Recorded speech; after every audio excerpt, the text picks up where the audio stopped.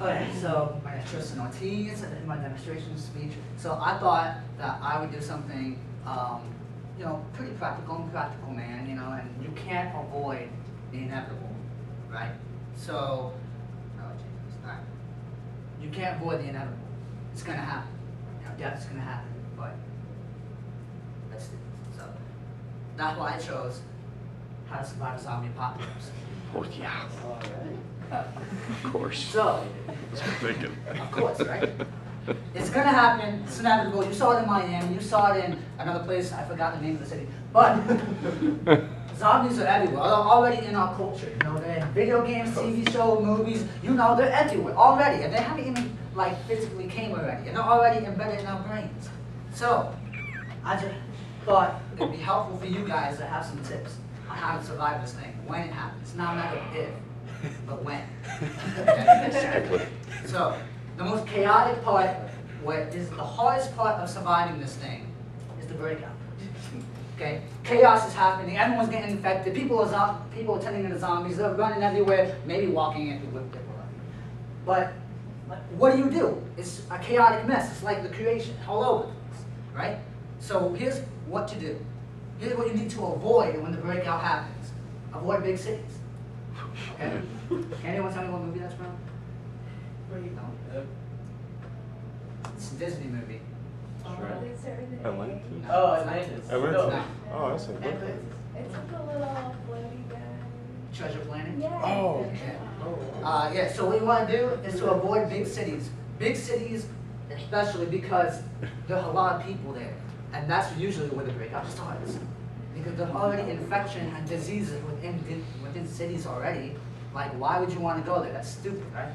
So, no. Big cities, no. You want to be the country, you want to be the farmer guy. That's what you want. And avoid anyone who seems to be infected. Okay? Who's seen that movie? That's an awesome movie. Anyway. Anyone who seems to be infected. That's like, duh, that's a no-brainer, right? You know, like if someone's coughing all over you, they're like, you know, I think you should get away from them, right? So, also, you want to avoid large crowds, okay? So, large crowds, again, there's a lot of people there, and they might cough on you, and they might sneeze on you, and they might drool on you, I don't know. You want to avoid them. So, here's what you need to do. If you avoid all that and you're still alive, what is essential to survive at least the breakout? You need a weapon. And I actually brought a gun. I'm just kidding.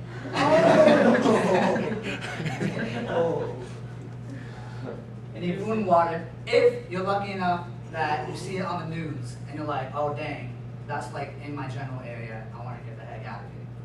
So, and you need an escape vehicle. Yeah, I knew Generally. that. The generally. So, They wreck and of so course, many of these are the those people who are closest to you. So, Oh. now, if you're already infected, and you find out like, oh, yo, I just got bit by someone, or whatever, oh my God, I have the symptoms. Do not panic, okay? Now, there's different types of zombie, sorry, but there's different type of zombie breakouts. They can happen in multiple ways. They have a virus.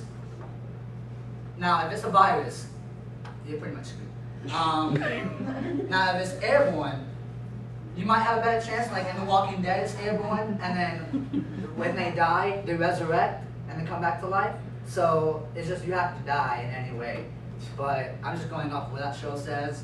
So anyway, so if it's a fungus, what you want to do is stay away from mushrooms. You don't want to stay away from those shrooms, man. Yeah, fungus emits spores, apparently. So at least that's what that game taught me. And you want, if you have any spores anywhere, you want to find gas masks, because lizards could be getting around, you know.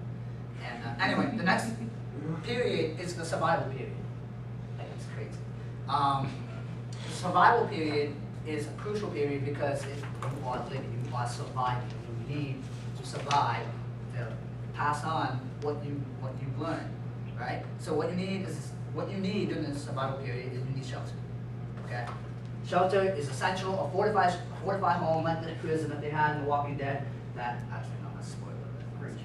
But Yeah, so you don't want like a little tiny like homeless box, you know, like a homeless, and box homes are useless, okay?